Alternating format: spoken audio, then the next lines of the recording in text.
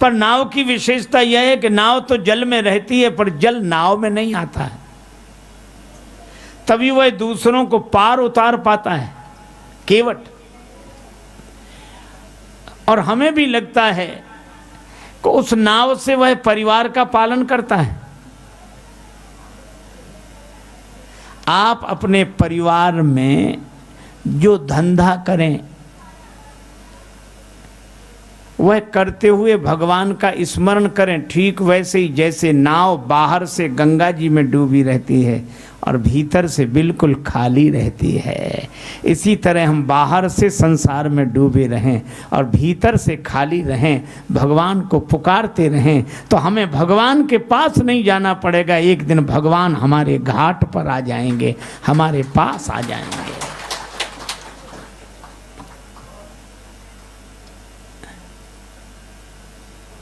मगर राम पहुंचे जब गंगा किनारे तो खुदा को पड़ी ना खुदा की जरूरत।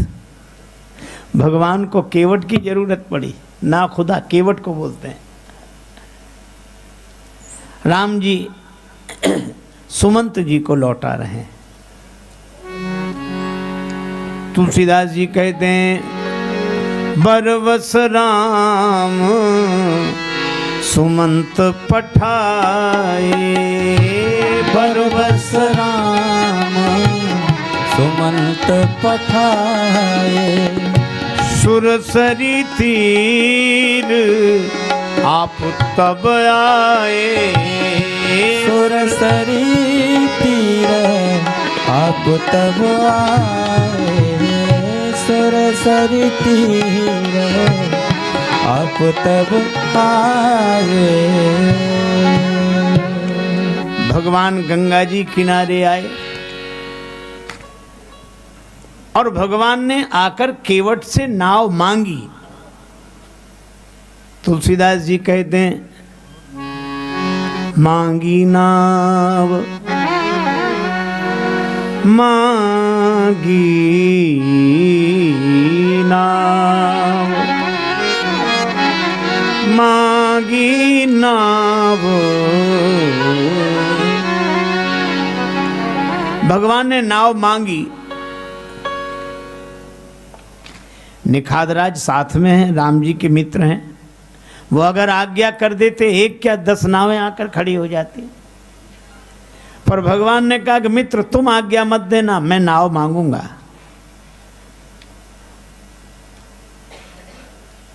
क्योंकि मेरी मां ने कहा है कि राम जब तक तुम आम नहीं बनोगे तब तक राम नहीं बनोगे।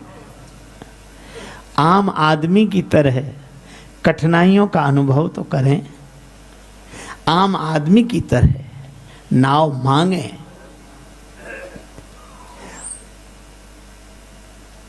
इतनी नम्रता तो हम लोगों में भी नहीं है। कोई रिक्शा दिख गया तो हम रिक्शा मांगते नहीं हैं। आवाज ए रिक्शा, जैसे उसका नाम रिक्शा ही हो। एक आदमी ने तो हद कर दी, रिक्शे वाले से बोला रिक्शा। हाँ साहब। रेल स्टेशन जाओगे? बोले हाँ जाएंगे। तो बोले जाओ।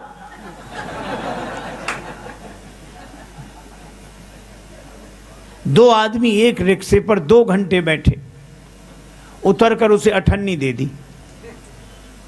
रिक्शे वाले ने हाथ जोड़कर कहा भैया ये तो कम है।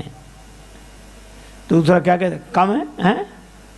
अपना मकान लिख दें तुम्हारे नाम, जमीन लिख दें, बड़े कम। दूसरा क्या कहता इसके मुंह मत लगो, इन लोगों को मुंह मत लगा करो, ये छोटे लोग हैं, चलो। ये हमारा व्यवहार है और भगवान राम का व्यवहार। आज्ञा नहीं दी, नाव मांगी, मांगी नाव। हे केवट अपनी नाव ले आओ, हमें पार कर दो। और नाव जब मांगी तो केवट के आंखों में आंसू आ गए। केवट ने कहा कि श्रम का मूल्यांकन इतना जिसके मन में हो वो नर नहीं हो सकता, नर रूप में भगवान ही हो सकते हैं। कहा तुम्हारा मरम मैं जाना। भगवान नाव मांग रहे हैं, आंसू आ गए उसके। कहने लगा मैं आपका मर्म जान गया,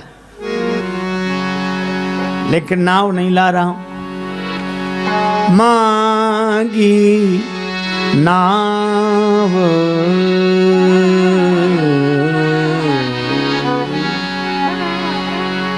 न केवट आना मांगी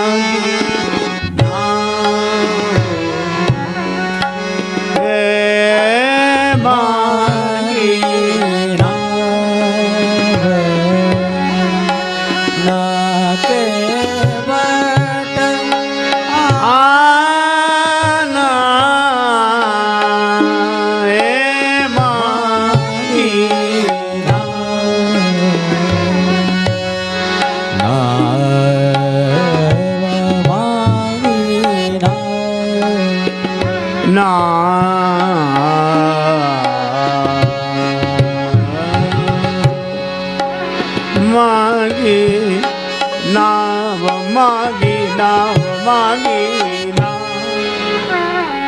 भगवान ने नाव मांगी, केवट नहीं लाया। दूसरी तरफ ले गया। भगवान ने कहा उधर नहीं, इधर ले आओ नाव। केवट बोला मैं आपके बारे में अच्छी तरह जानता हूं, नाव नहीं लाऊंगा। मैं आपके बारे में अच्छी तरह जानता हूं, आपको नाव की जरूरत है ही नहीं, यही जानता हूं। नाम अजामिल से खलकोट अपार नदी भव बूढ़त काढ़े। हे प्रभु, आपका नाम तो भवसागर से पार कर देता है पापियों को। गंगा जी पार करने के लिए आपको नाव की कोई जरूरत नहीं है, मैं जानता हूं। पर भगवान कहते नाव ले आओ। केवट ने मन ही मन कहा कि प्रभु, जनकपुर वाले आपको जनकपुर में रोक नहीं सके। आप जनकपुर से अयोध्या आ गए, अयोध्या वाले नहीं रोक सके, आप श्रृंगवेरपुर में आ गए। निखादराज रोक नहीं सके, आप गंगा जी किनारे आ गए। और मैं भी अगर आपको पार कर दूं तो फिर मेरी क्या हिम्मत जो आपको रोक लूं। बड़े बड़े राजा आपको नहीं रोक सके तो भला मैं क्या रोक पाऊंगा। इसलिए मैंने निश्चय किया, ना नाव लाऊंगा ना पार करूंगा, अपने आप रुके रहोगे। कही तुम्हार मरम मैं जाना।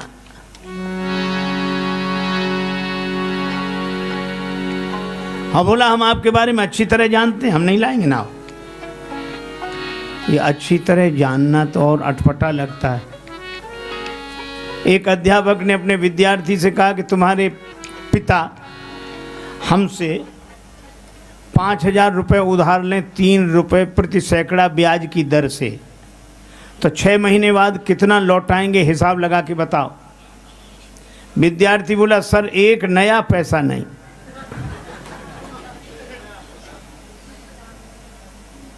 अध्यापक ने कान पकड़कर तमाचा लगाया, क्यों रे तू गणित नहीं जानता, हिसाब नहीं जानता। विद्यार्थी बोला सर मैं तो हिसाब जानता हूं, पर आप मेरे पिता को नहीं जानते। उसने जिसका लिया है दिया है आज तक, जो तुम्हारा ही देगा। केवट कहता मैं अच्छी तरह जानता हूं, नाव नहीं लाऊंगा। भगवान राम ने लक्ष्मण जी से कहा कि लक्ष्मण, ऐसा विचित्र भक्त देखा जिसे मैं बुलाऊं ना आवे, जिसे मैं बुलाऊं ना आवे, ऐसा भक्त देखा। लक्ष्मण जी बोले आपके जितने भक्त होते हैं ऐसे होते हैं, जो आपका कहना ना माने वही आपके भक्त। स्वभाव इतना सरल है। भगवान ने कहा यही विचित्र भक्त है, दूसरा कौन है। लक्ष्मण जी ने कहा एक है सुमंत जी जो रथ में बैठे हैं, एक है केवट जो नाव में बैठा है। सुमंत जी से आपने कहा कि रथ लेकर अयोध्या जाओ, और केवट से कहा कि नाव लेकर आओ। तो एक को भेजते हो सो वो जाता नहीं है, दूसरे को बुलाते हो सो आता नहीं है। ना ये कहना माने ना वो कहना माने। लक्ष्मण जी के इस विनोद पर श्री जानकी जी भी मुस्कुरा गईं।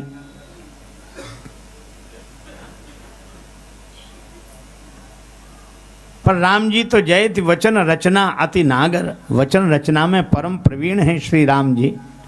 राम जी ने कहा लक्ष्मण, किसी दुकानदार का सगुन सवेरे सवेरे का बिगड़ जाए बौनी बोलते हैं उसे, हाँ। बौनी बिगड़ जाए, कोई उधार मांगने वाला आ जाए सवेरे सवेरे, तो दुकानदार कहता है कि थोड़ा समय का तो ध्यान रखना चाहिए था, तुम सवेरे सवेरे उधार मांगने आ गए, अब हमें दिन भर उधारी का ही सामना करना पड़ेगा। श्री राम जी बोले इसी तरह हमारी यात्रा का सगुन बिगड़ गया। वनवास हमें हुआ था, 14 वर्ष राम वनवासी, श्री जानकी जी आपको नहीं, श्री लक्ष्मण आपको नहीं। हमने आप दोनों को मना किया था कि हमारे साथ वन मत चलो। दोनों बोले हाँ किया था। राम जी बोले तो आप दोनों ने कहना माना? दोनों बोले नहीं माना। राम जी बोले हम तभी समझ गए थे कि यात्रा के शुरू में ये हाल है, तो आगे जितने मिलेंगे सब ऐसे ही मिलेंगे।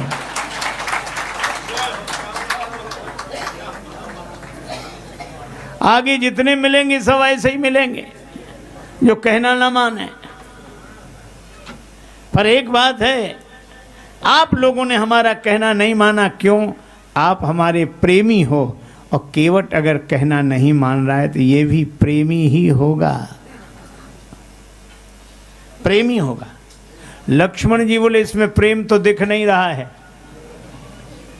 राम जी ने कहा केवट के जीवन में प्रेम का दर्शन है, प्रेम का प्रदर्शन नहीं।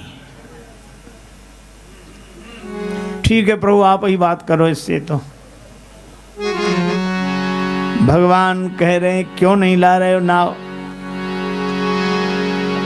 केवट कहता है डर लगता है। किस बात का? चरण कमल रज कहाँ सब कहीं, चरण कमल सब कहीं, चरण कमल सब कहे चरण कमल कमल रज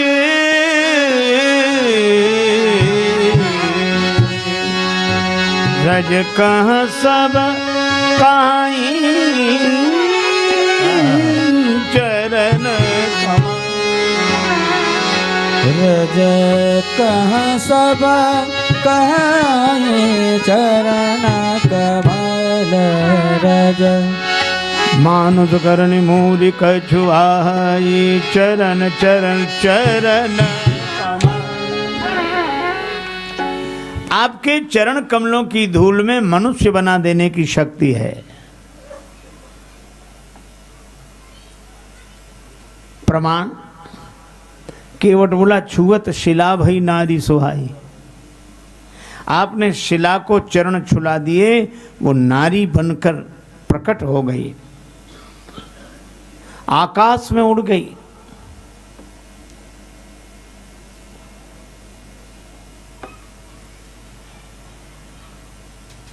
भगवान ने कहा तो शिला तो पत्थर की थी, नाव तो लकड़ी की है। केवट बोला वाह महाराज, हम ही मिले हैं बनाने के लिए। आप ना समझ रहे हैं।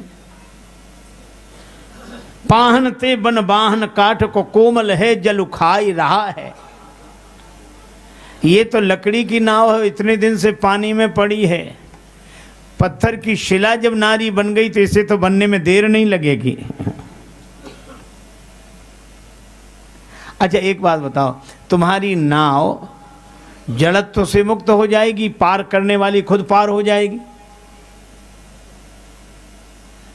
यह भी तो अच्छा है, नाव जड़त्व से मुक्त हो जाए, पार करने वाली खुद पार हो जाए।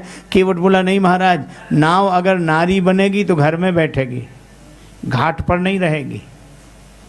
नाव है तो घाट पर, नारी बनेगी तो घर पर।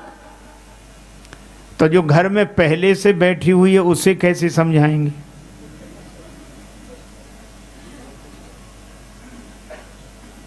घर नहीं, घर क्यों समझाई हो जू?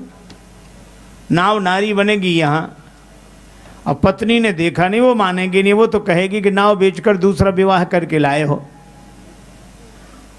तो मैं पत्नी को समझाऊंगा कैसे? घर नहीं, घर क्यों समझाई हो जू। लक्ष्मण जी ने कहा हद कर दी, भगवान को समझा रहे हो और पत्नी को नहीं समझा पाओगे। भगवान को समझा रहे हो, पत्नी को नहीं समझा पाओगे। केवट ने कहा कि महाराज अपना अपना अनुभव है, भगवान को समझाना आसान है, पत्नी को समझाना कठिन है। राम जी खिलखिलाकर हंस पड़े। अच्छा क्या चाहते हो? तरेनु मुनि घरनी हो जाई, बाट परई मोरी नाव उड़ाई। इसलिए मैं तो एक ही बात सोचता हूं, इस चरण धोने वाली रज, मुक्त कर देने वाली रज को धो लूं। रज, रजोगुण, रज माने रजोगुण, और रजोगुण से कामना, ये मुक्त कर देने वाली कामना की भावना को ही धो डालूं। काहे से धोगे? गंगा जल से। और गंगा जी क्या है? राम भक्ति जहाँ सुरसरी धारा, तो गंगा जल भक्ति का भाव, का भक्ति के भाव से मुक्त करने वाली रज को धो ही डालूंगा। मुझे मुक्ति नहीं चाहिए, मुझे ऐसी मुक्ति नहीं चाहिए, बुद्धि इतनी चैतन्य नहीं चाहिए ताकि भक्ति का घाट छूट जाए। मुझे भक्ति चाहिए, भक्ति।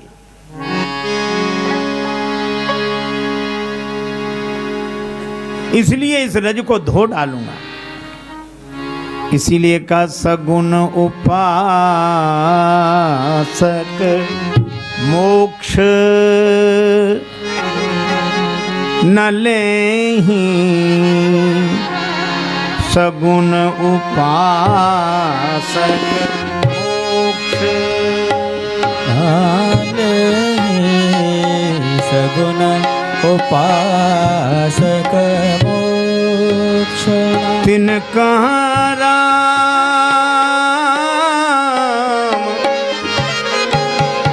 भगति निज देहि, हो राम सगुण उपासक सुना ले, सगुण उपासक मोक्ष ले, सगुण उपासक मोक्ष ले, सगुण उपासक मोक्ष मोक्ष न लेहि, सगुण उपासक मोक्ष उपासक मुक्त उपासक। हमें मुक्ति भी नहीं चाहिए, हमें तो भक्ति चाहिए। भगवान ने कहा अगर मुक्त नहीं होगे तो ये तुम्हारी नाव का आना जाना मिटेगा नहीं, इधर से उधर उधर से उधर। केवट बोला हम कब चाहते हैं कि आवागमन मिटे? क्यों? आवागमन इसलिए अच्छा है कि आवागमन के मार्ग में ही तो आप मिले हो। श्री कबीरदास जी जब विदा होने लगे धरती से, आंखों में आंसू आ गए। बाबा आप तो कहते हैं ज्यों की त्यों धर दीनी चदरिया, आंख में आंसू क्यों? कबीर बाबा कहते हैं राम बुलावा भेजिया,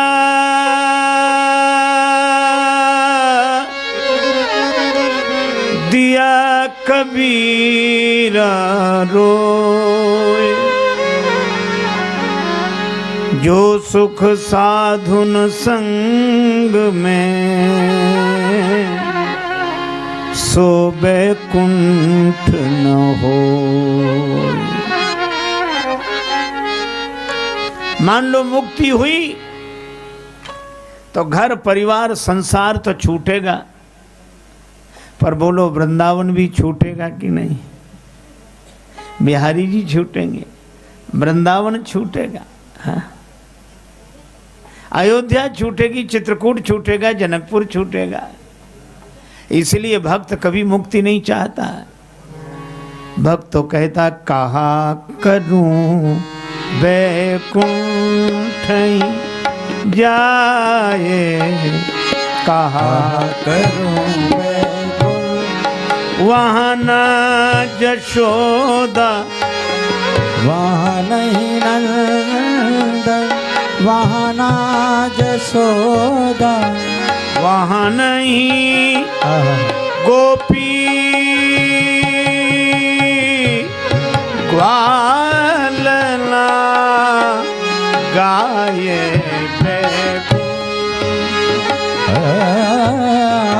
अरे कहा करूं वैकुंठ जाके, कहा करूं वैकुंठ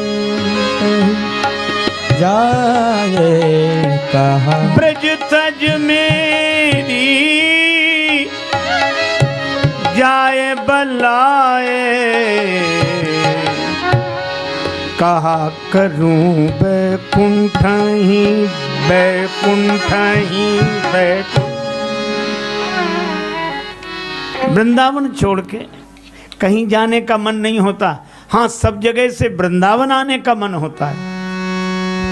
वृंदावन जाने को जी चाहता है, वृंदावन जाने को जी चाहता है, राधे राधे गाने को जी चाहता है, राधे राधे गाने को जी चाहता है।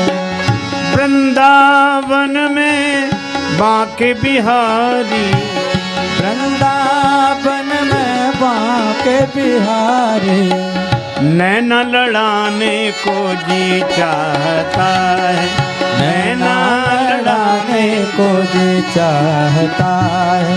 वृंदावन जाने को जी चाहता है, वृंदावन जाने को जी चाहता है, राधे राधे गाने को जी चाहता है, राधे राधे गाने को जी चाहता है। वृंदावन में वृंदावन में वृंदावन में वृंदावन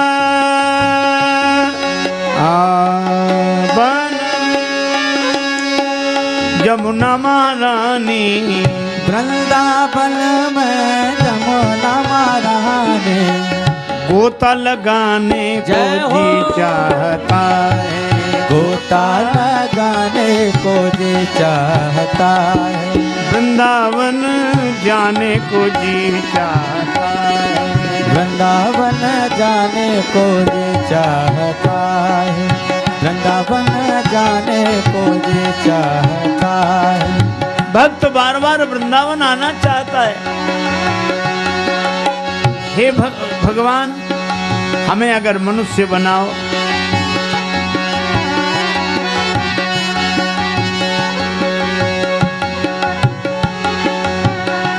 अगर मनुष्य बनाओ तो कहाँ का बनाना? मानुष हो तो वही रस खान, बसों ब्रज गोकुल गांव के द्वार, बसों ब्रज गोकुल गांव के द्वारे, बसों ब्रज गोकुल गांव के द्वारे। जो खग हो तो बसेरो करो मिली।